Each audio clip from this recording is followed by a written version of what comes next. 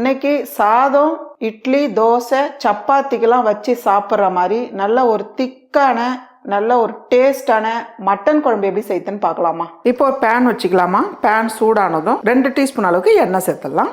எண்ணெய் சூடானதும் தேவையான அளவு ஸ்பைசஸ், 1 டீஸ்பூன் அளவுக்கு சோம்பு, கூடவே 1 டேபிள் ஸ்பூன் மிளகு, 1 டீஸ்பூன் ஜீரகம், ஒரு 10லேருந்து ஒரு 15 முந்திரி, இது 3 சேர்த்து கொஞ்ச நேரம் நல்லா வதக்கிடுங்க.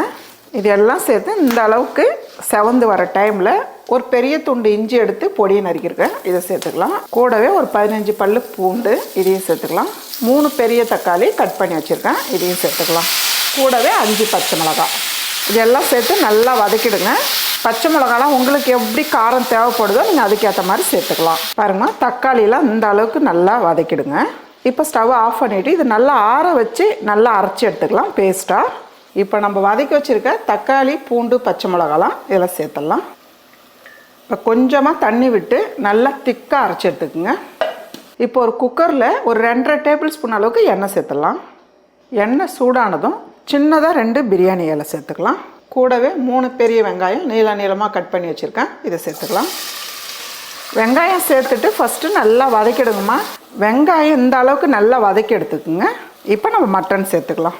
நான் வந்து 3/4 கிலோ மட்டன் எடுத்து கழுவி சுத்தம் பண்ணி வச்சுருக்கேன், இப்போ சேர்த்துக்கலாம். மட்டன் சேர்த்துட்டு நல்லா ஒரு 3 நிமிஷத்துக்கு நல்லா வதக்கி விடுங்கம்மா. ஃபஸ்ட்டு இந்த வெங்காயத்தோட மட்டன் வந்து நல்லா வதங்கட்டும். மட்டன் வதக்கும் போது கொஞ்சமாக உப்பு சேர்த்துக்குங்க. கூடவே 1 டீஸ்பூன் அளவுக்கு இஞ்சி பூண்டு பேஸ்ட்டு. நம்ம வந்து ஏற்கனவே வதக்கும் போதே இஞ்சி பூண்டுலாம் சேர்த்து தான் வதக்கியிருக்கோம், அதனால் 1 டீஸ்பூன் சேர்த்தா போதும். இப்போ இதெல்லாம் நல்லா ஒரு 2லேருந்து 3 நிமிஷத்துக்கு நல்லா வதக்கி விட்டுருங்க.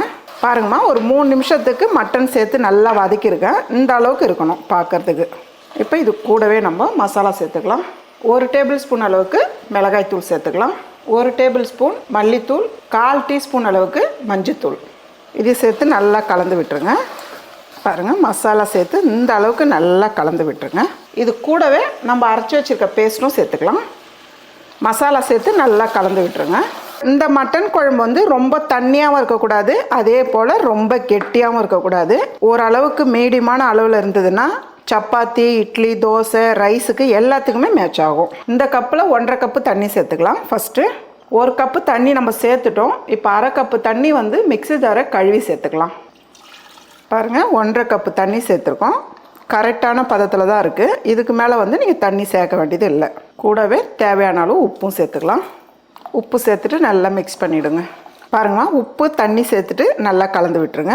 திக்கு வந்து இந்த அளவுக்கு இருந்தால் போதும். குக்கரில் வந்து தண்ணி இழுக்காது, நிறைய தண்ணி சேர்த்துட்டிங்கன்னா, அதனால் வந்து திட்டமாக தண்ணி சேர்த்துக்குங்க. இப்போ குக்கர் மூடி வச்சு மூடிடலாம்.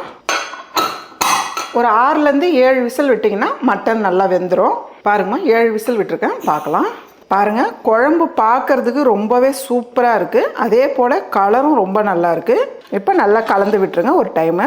ஒரு பச்சை மிளகாய் 2ஆக கட் பண்ணி சேர்த்துக்கிறேன், இது வெறும் வாசனைக்காக தான், இதில் இருக்க காரம் போய் இறங்காது. கூடவே 1/2 டீஸ்பூன் அளவுக்கு கரம் மசாலா சேர்த்துக்கலாம். உங்களுக்கு இது தேவைப்பட்டால் சேர்த்துக்குங்க, இல்லைன்னா விட்டுடலாம். கூடவே பொடியை நறுக்குன்னு கொத்தமல்லி சேர்த்துடலாம். இப்போ இதெல்லாம் சேர்த்துட்டு கலந்து விட்டுடலாம். அவ்வளோதாம்மா, நல்ல ஒரு டிஃப்ரெண்ட்டான டேஸ்ட்டில் மட்டன் குழம்பு ரெடி.